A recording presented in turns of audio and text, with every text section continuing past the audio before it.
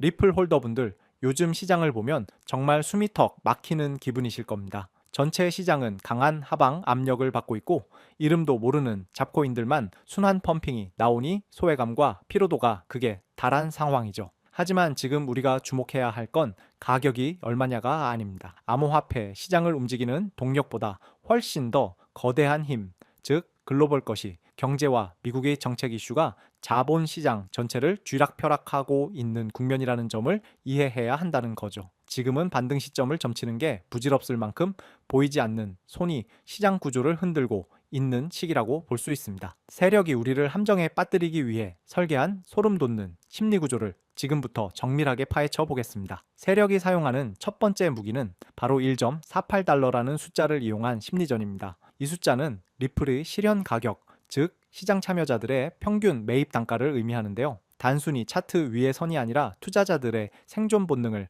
자극하는 기준선이 되는 거죠. 가격이 폭락하면 차라리 포기해버리는데 본전 근처에서 계속 질척거리면 그때부터는 피가 마르기 시작합니다. 본전에 팔고 다른 걸로 갈아탈까 말까 고민이 길어질수록 우리는 시장의 본질이 아니라 내 감정에 끌려다니게 된다는 거죠. 1.48달러 근처는 매수와 매도가 가장 세게 충돌하는 전장이고 여기서 결정을 자꾸 번복하게 만들어 결국 투자자 스스로 포지션을 던지게 만드는 것이 세력의 첫 번째 목표라고 볼 수 있습니다. 두 번째 함정은 우리의 기억 속에 있는 가장 끔찍한 공포를 끄집어내는 겁니다. 최근 시장에서는 현재 리플의 구조가 2022 년 4월 대폭락 직전과 소름 끼치도록 비슷하다라는 이야기가 계속 나오고 있는데요. 테라루나 사태로 시장이 지옥으로 들어갔던 그 기억을 자극하는 거죠. 세력은 데이터의 정확성보다 우리가 그 헤드라인을 보고 어떤 감정을 느끼느냐를 노리는 겁니다. 또 그때처럼 다 잃는 거 아니야?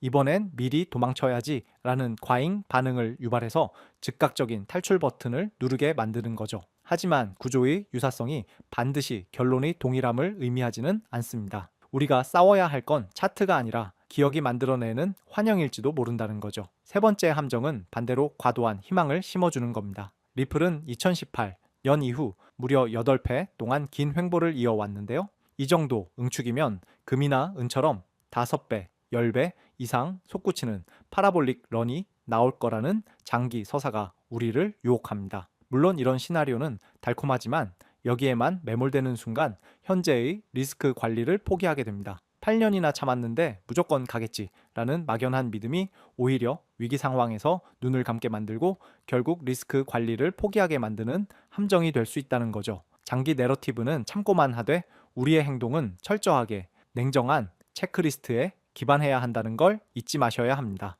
이제 우리는 예언이 아니라 대응의 영역으로 들어가야 합니다. 시나리오는 두 가지로 나뉩니다. 먼저 베이스 시나리오는 1.48달러 비용선 위에서 지루한 압축 과정을 거치며 지지력을 확인하고 점진적으로 안정되는 흐름입니다. 반대로 리스크 시나리오는 이 1.48달러 선이 깨지면서 다시 올라오지 못하는 경우인데 이때는 변동성이 급격히 커지며 추가 하락이 위험이 발생하게 됩니다. 핵심은 어느 쪽이 맞느냐를 맞추는 게 아니라 내가 감당 가능한 포지션 크기를 잡고 있는가 하는 점입니다. 방향을 맞춰서 부자가 되겠다는 생각보다 한 번의 실수로 무너지는 걸 피하는 게 생존의 제일 원칙이라는 거죠. 결론적으로 우리는 지금 가격이 아니라 행동을 흔드는 구간에 서 있습니다. 단기적인 공포와 장기적인 희망을 뒤섞지 말고 철저히 분리해서 대응해야 합니다. 1.48달러라는 비용선이 어떻게 반응하는지, 거래량과 변동성이 어떻게 응축되는지